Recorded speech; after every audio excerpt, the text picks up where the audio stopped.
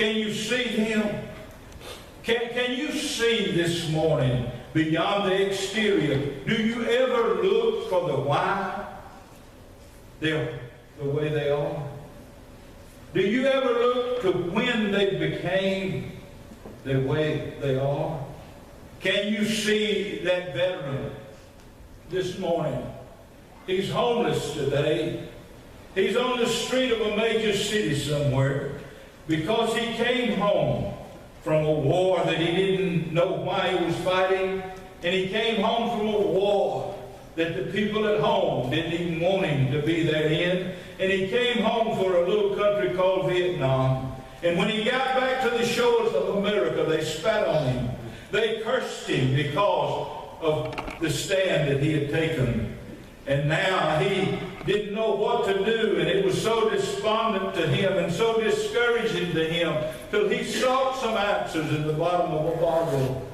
And he consumed liquor until the liquor consumed him. And now he's where he is because of sickness. You say, oh, it's not sickness, it's sin. No, it started sin, but it became a sickness, and now he cannot do anything about it. Can you see him this morning?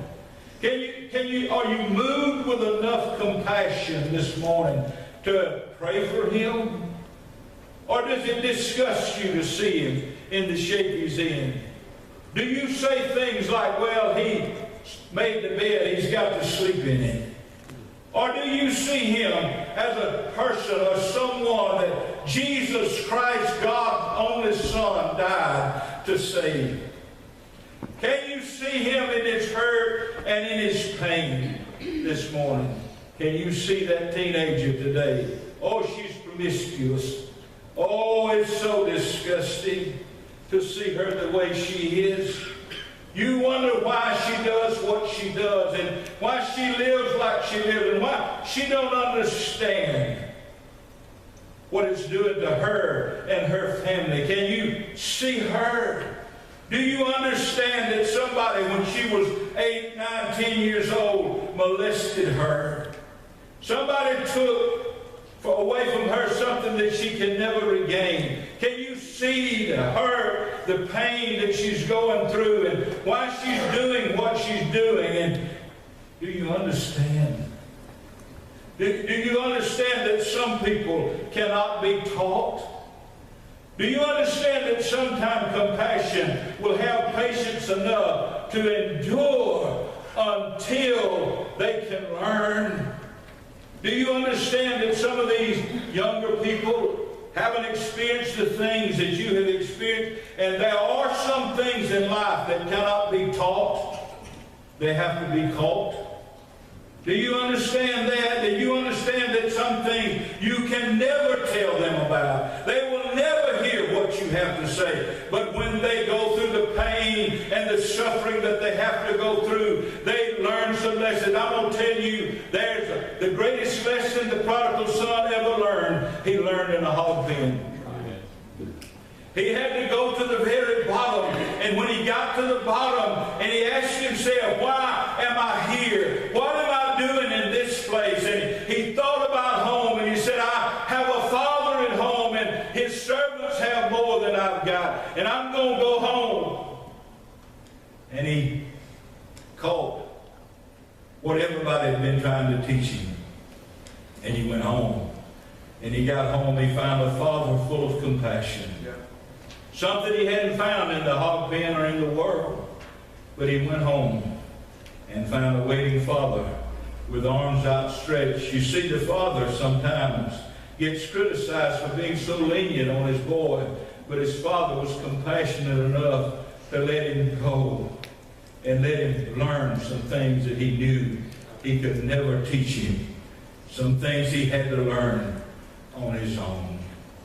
And so I'm telling you this morning, we need compassion again in our churches.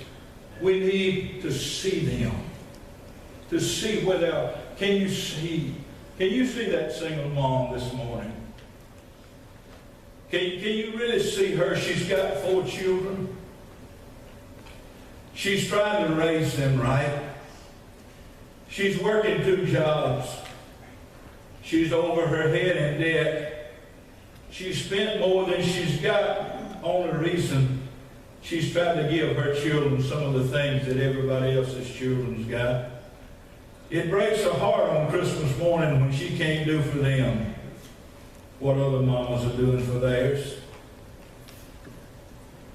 She goes to bed every night with tears wetting her pillow because she don't understand why life has took such a turn and things are so bad. Can you see her? Can you see her hurting? Or do you wonder why and criticize her for never coming to church, or at least being unfaithful? The reason she's not is because she's got to serve dinner to us church folks as soon as we can get there after church. She's got to make a living for her family. She's got to feed them, clothe them, and take care of them. Can you see her? When he saw them, when he saw them, when he saw their hurt, when he saw their pain, when he saw them. See, the Bible said he looks on the inside. All we see is the outside. And when he saw them, the Bible said he was moved. Moved. We all are moved. Something moves us all the time. I've already talked about being moved with disgust. Sometimes pleasure will move us. If you don't believe that, turn on your TV at 2:30 on Saturday afternoon. Hundreds of thousands are being moved by their team. Moved. Pain will move us. Hurt, shame will move us. Pity moves us. Sympathy will move us. Friendship sometimes moves us. Sometimes a good service in the house of the Lord will move us. But all the time, when we see them the way he saw them, it will move us. When he saw them, he was moved with compassion.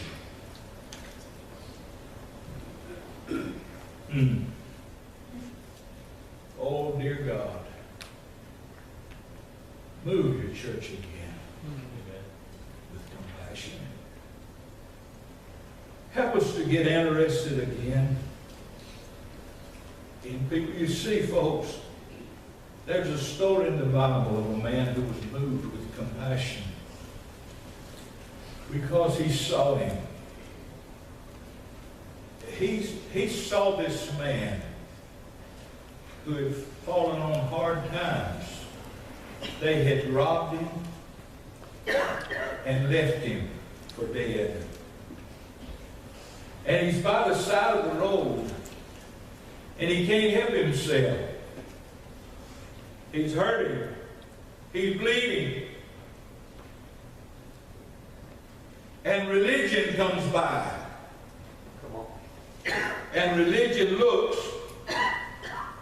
from the other side of the road.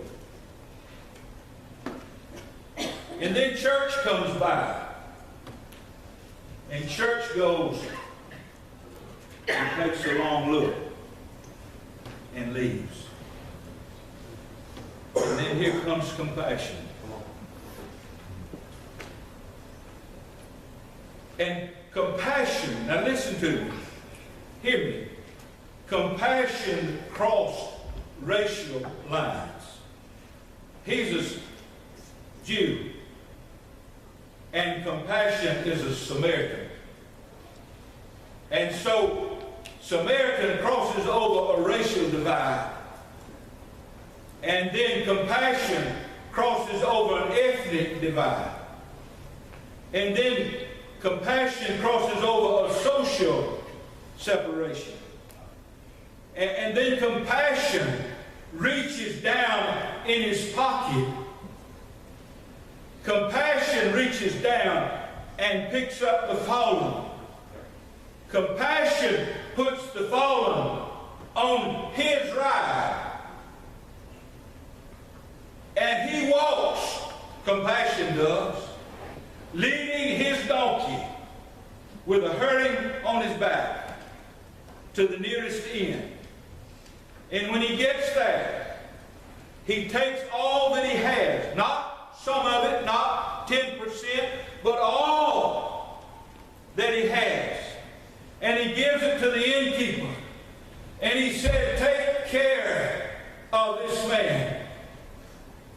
And if I owe you anything on my return trip, I will pay you what I owe you. That's compassion. This fellow was moved beyond our own description and our own understanding, church. When God's church, when Tompkins Baptist Church is moved with compassion, the doors swing open to all. Yes, they do. And we go out those doors. We quit waiting for them to come here. We go out those doors because we're moved.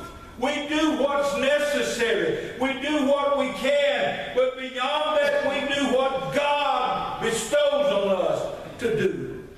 And He empowers us and anoints us and gives us the grace to go out in love, not to condemn, not to control, not for any other reason than because our hearts are moved with the love of God and the compassion of Jesus, and we go in the name of Jesus to do what we have to do, to see the fallen lifted, to see them come. We rescue the perishing, care for the dying, snatch them in pity from sin and the grave. We, all the erring ones, lift up the fallen and tell them of Jesus, yes, the mighty to save.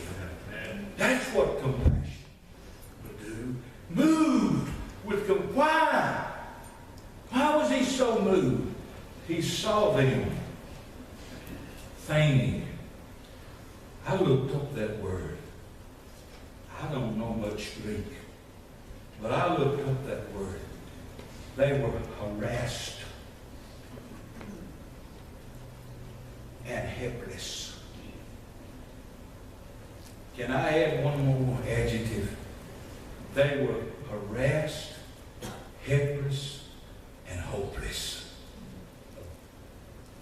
And you look around you today, and you will see your neighbor just across the road as the devil and the demons of hell harass them on a daily basis.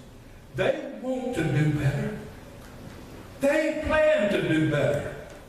They're going to turn over a new leaf.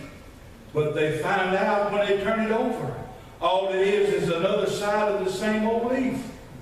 And they cannot change themselves. They want to. They want to quit. They want to get over it. You see, compassion moves in great ways, and it moves in small ways. I witnessed something just this morning. Can you believe I read Facebook sometimes? And I saw the greatest or the worst contestant on the Wheel of Fortune. They couldn't tell which one it was. But this black lady, who was the big winner, a veteran, was in line right after her. He hadn't won anything.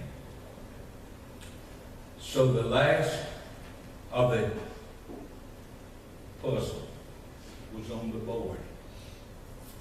She knew the answer, but she kept saying Z, X, Y. Of course, none of those letters was in the puzzle.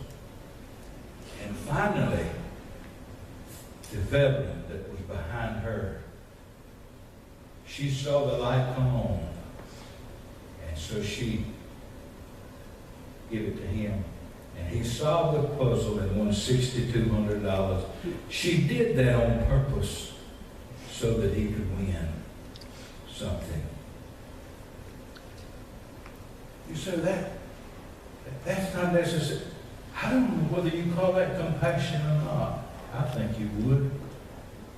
I think that was just a genuine concern.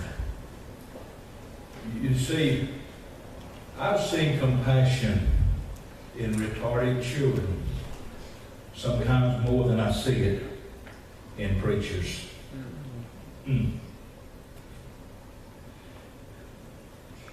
I saw a little girl at Special Olympics. They lined up to run. And they started running. And this little girl was doing good. But she looked back, and her little friend had fallen down. So she stopped, and she turned around and went back and picked her little friend up. But she looked back around, and all the rest of them had stopped. And they all came back. And they all joined arms. And then they all, arm in arm, went to the finish line. That's what I'm talking about. That's the picture I'm trying to get you to see. When God's people look around and see one of us have fallen, then we go and we pick them up. And we look around, and our example has meant something to somebody. And here comes another one, and here comes another one, and another one. And finally, we're all arm in arm, and we headed to the finish line. That's compassion. They were fainting. They were harassed, and they couldn't help themselves. Do you know that?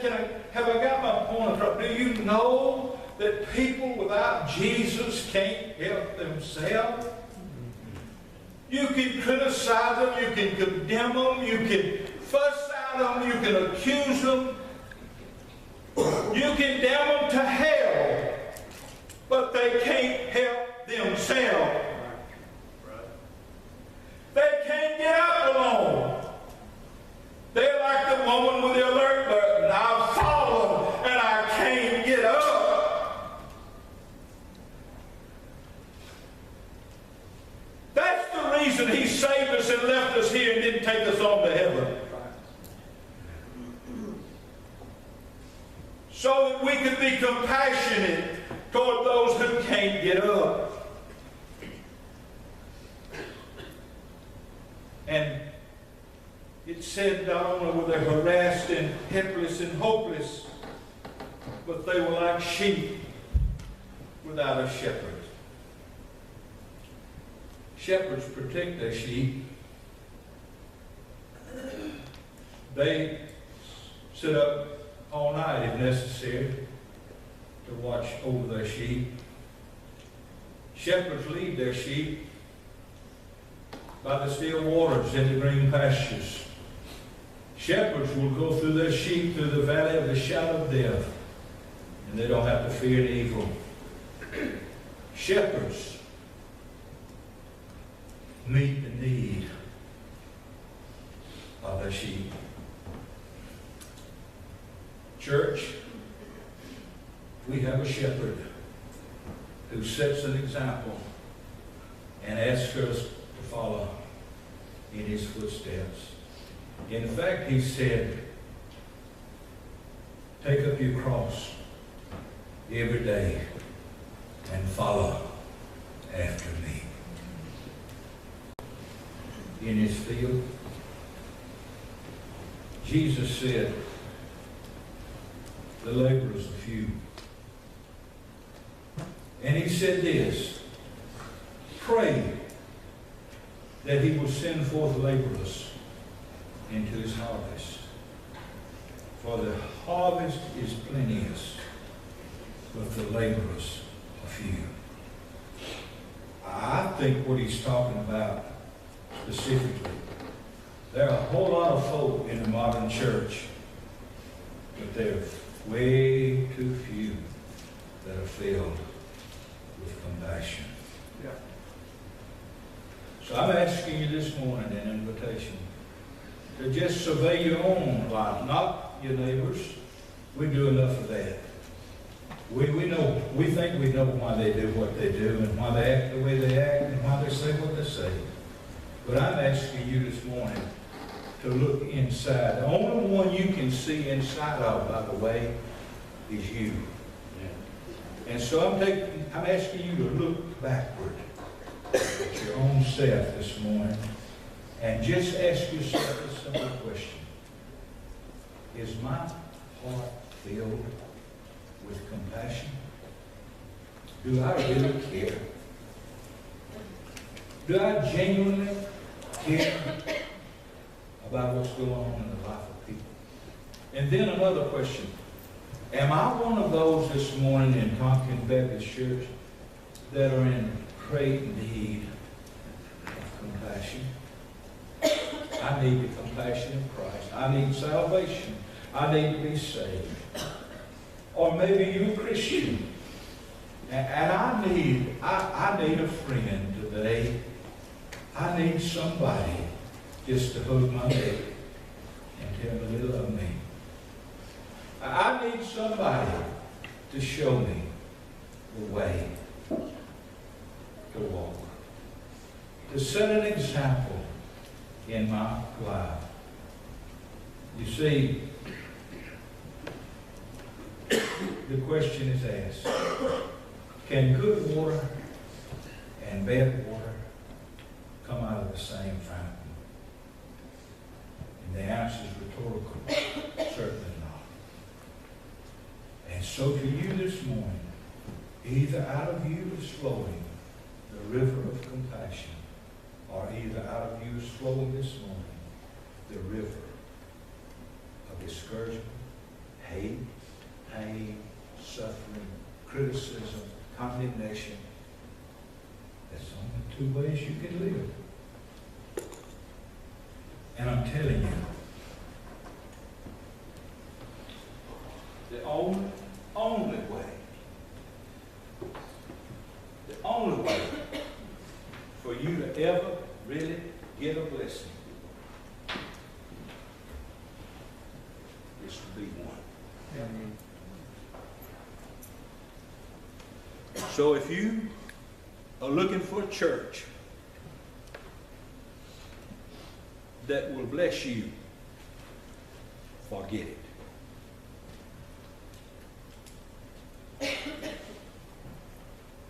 But if you're looking for a church where you can be a blessing, this is it. Yeah. And when you come here and start being a blessing, I promise you, you're going to get one. Yeah. You can't be one without getting one. So now, do you want a blessing? Let's stand.